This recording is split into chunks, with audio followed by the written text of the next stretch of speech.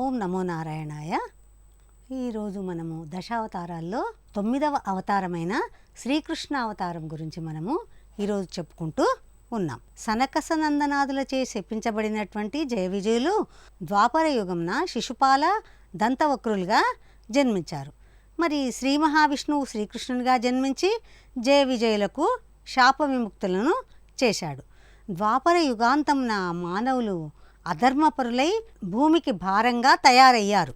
వారిని సంహరించి భూభారం తగ్గించడానికి శ్రీ మహావిష్ణువు కృష్ణావతారంగా శ్రీ మహావిష్ణువు పాన్పు అయినటువంటి ఆదిశేషుడు బలరామునిగా అవతరించారు.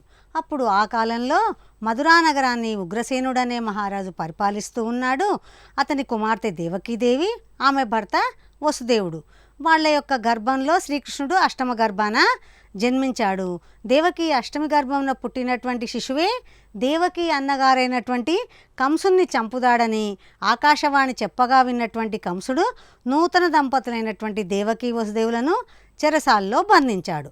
దేవకికి పుట్టినటువంటి మొదటి 7 పిల్లలను కంసుడు పురటిలోనే చంపివేశాడు.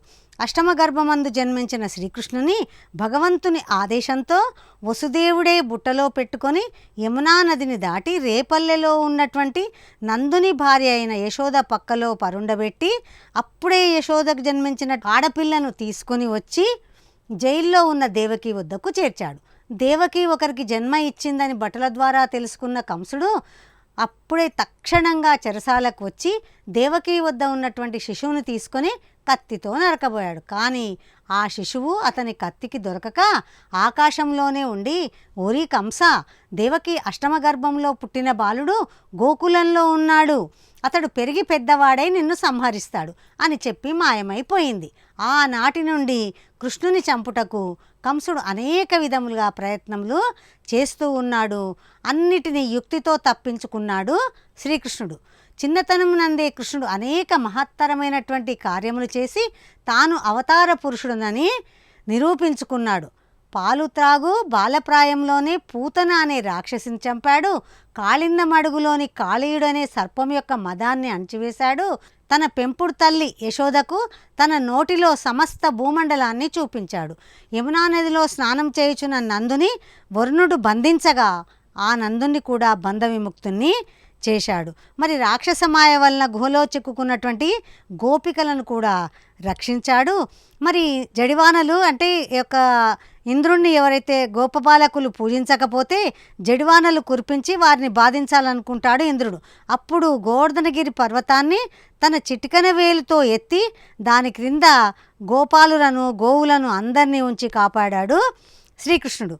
శంఖచూడుని గర్వమును కూడా అణిచివేశాడు. ఇలా ఎన్నో కార్యాలను చక్కదిద్దాడు. బలరామకృష్ణులను మట్టుబెట్టవలనని కంసుడు మధురకు రమ్మనమని వారిద్దరిని ఆహ్వానించాడు.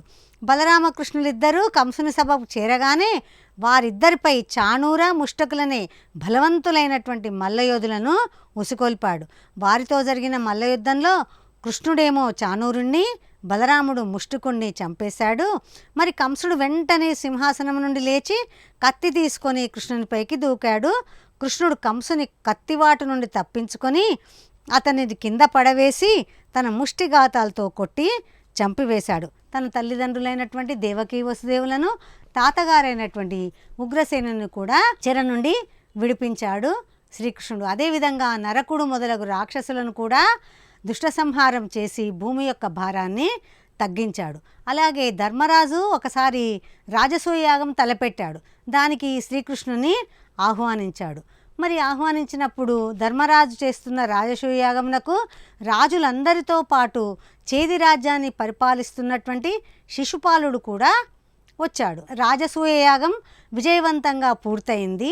అయిపోయిన తర్వాత భీష్ముని యొక్క ఆదేశానుసారం ధర్మరాజు తన సభలో పరమాత్మ అయినటువంటి శ్రీకృష్ణునకు ప్రథమ తాంబూలం ఇస్తే యజ్ఞఫలం దక్కుతుందని తలిచాడు.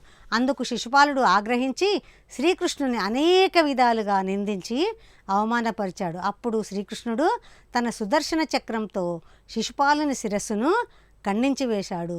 దంతవక్రుడు కూడా శ్రీకృష్ణుని చేతిలో మరణించాడు. ఆ విధంగా సనకస సనందనాదులచే శపించబడినటువంటి వైకుంఠ ద్వారపాలకులు జయ విజయులు ద్వాపర యుగంలో శిశుపాల దంతవక్రులుగా జన్మించి శ్రీ మహావిష్ణు అవతారమైనటువంటి శ్రీకృష్ణుని చేతిలో మరణం పొందారు.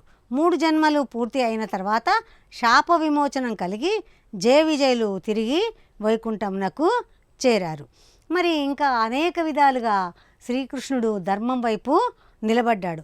దాయాదులైనటువంటి పాండవులకు కౌరవులకు జరిగినటువంటి కురుక్షేత్ర సంగ్రామంలో ప్రారంభంలో అర్జునుడు కౌరవ సైన్యంలో ఉన్న తన మిత్రులను బంధువులను చూసి వారితో యుద్ధం చేయడానికి మనసు అంగీకరించక తన క్షత్రియ ధర్మమును మరిచి దిగాలు పడి కూర్చొని ఉన్నాడు.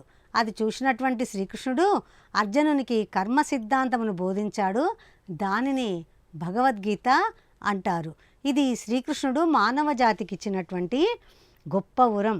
మరి కురుక్షేత్ర సంగ్రామంలో కౌరవులు పూర్తిగా నశించారు. దుర్మార్గులైనటువంటి రాజులు, అనేక లక్షల మంది సైనికులు కూడా చనిపోయారు. ఆ విధంగా కొంతవరకు భూభారం తగ్గింది.